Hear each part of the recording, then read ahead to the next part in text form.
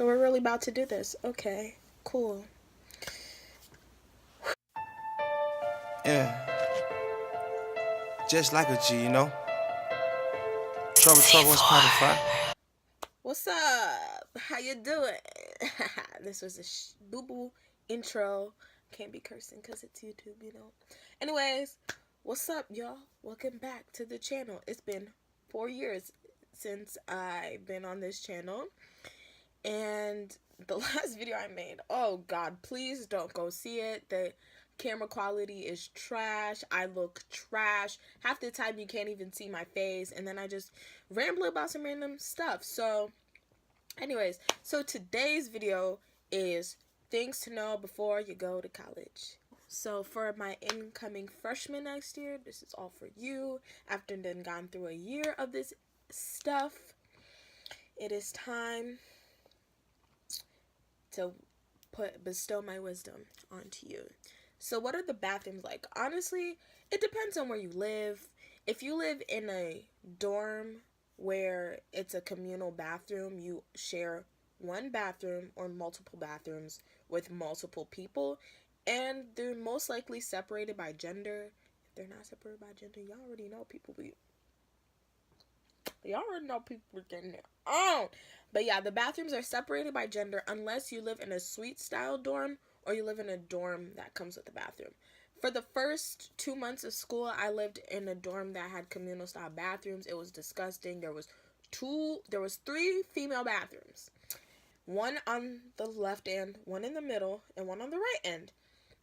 Tell me why these people would not use their own bathrooms. The people from the left would come to the middle bathroom, and the people from the right would come to the middle bathroom. So that bathroom was always busy. You need to shower? Oh, sorry, the shower's already full. You need to pee? Oh, too late.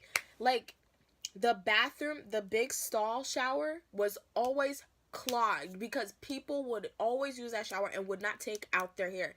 Please, if you are going to use a shared bathroom, please clean up after yourself. It is not the janitor's job to pick up your nasty hair. It's not. So, communal bathrooms, be prepared for that stuff to be dirty most of the time. There will be puke. There will be unspeakable substances in the bathroom. So, honestly, if you can, I would say opt for the option of having your own bathroom with either you and your roommate or you and 4 other girls. Something. Because them bathrooms is trifling. Oh, God. Ugh. Disgusting. Open door policies, honestly, there's no rule that says you can't have your door open. Unless it's a specific time of the day where they're like, you need to shut your door, you're being too loud, nobody wants to hear your migos, things like that. You can't leave the doors to get into your dorm propped open because it's a security issue. Like, you might let an intruder in, a rapist, a stalker, you never know. So the doors to get into your dorms, keep that stuff closed and locked. Use a key when you need it. If someone's like, hey, can you let me in? Don't do it unless they've been standing there for a while. Then, let them in. They usually just come behind you. Like, I do that all the time. But the door to your actual room, you can leave it open. You can keep it closed. You can keep it propped open. It's up to you, honestly. Your door is your door. You're paying thousands of dollars for a room, basically. So if you want your door open, you can have your door open. This isn't high school anymore. You don't have a curfew. You are an adult in the free world. You can do whatever you want. The only thing that would be considered a curfew is quiet hours. Quiet hours is basically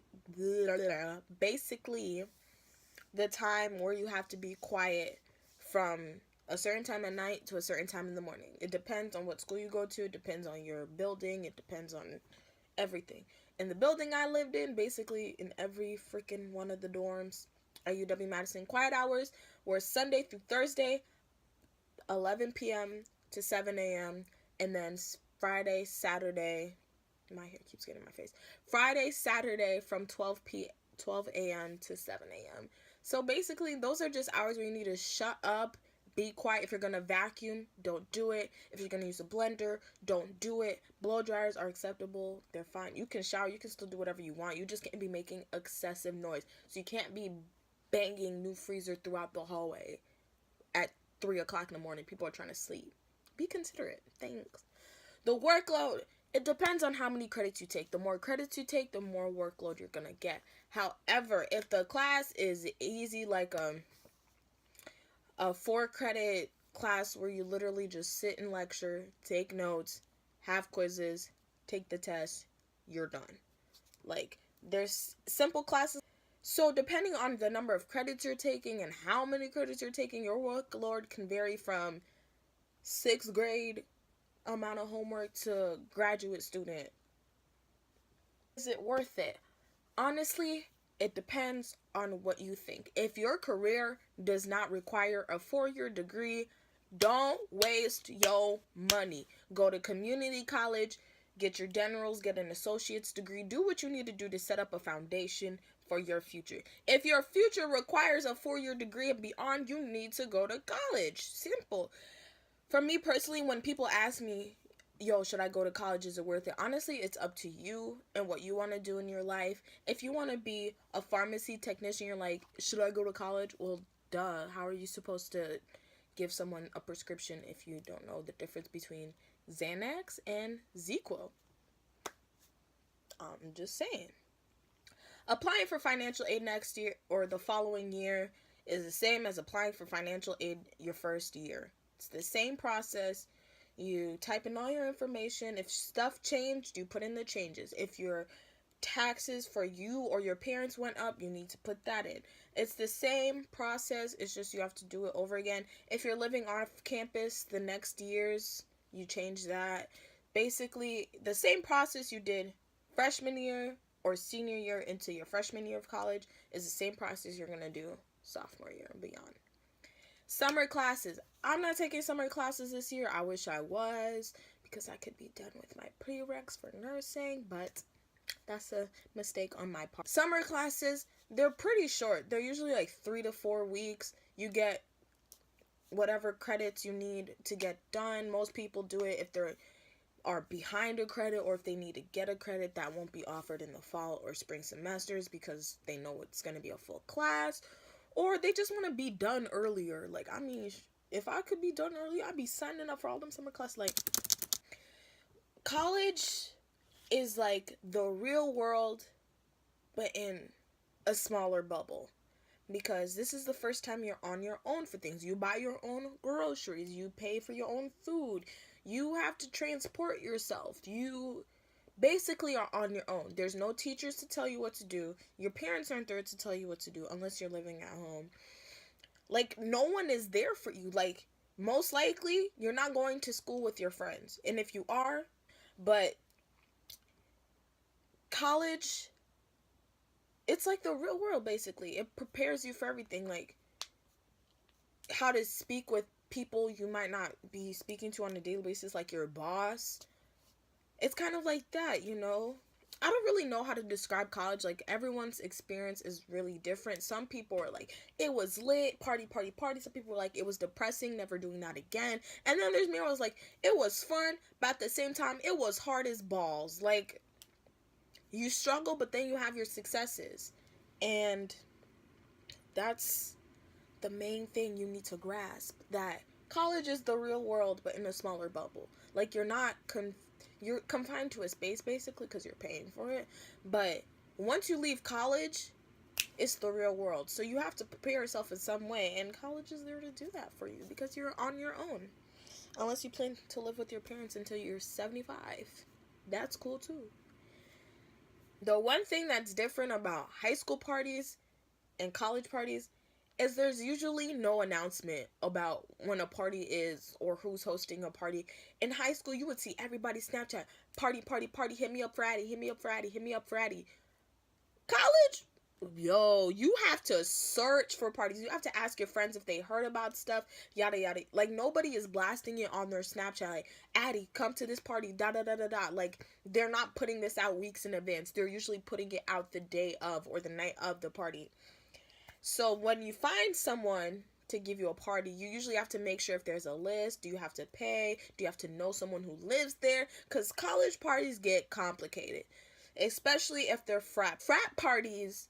require a list because technically they're a campus organization. So if they have someone there that's not supposed to be there and they do something wrong, it falls on them, and then the fraternity could get suspended. And if that party was jumping, you don't want that to happen. I'll do you, sis. You don't.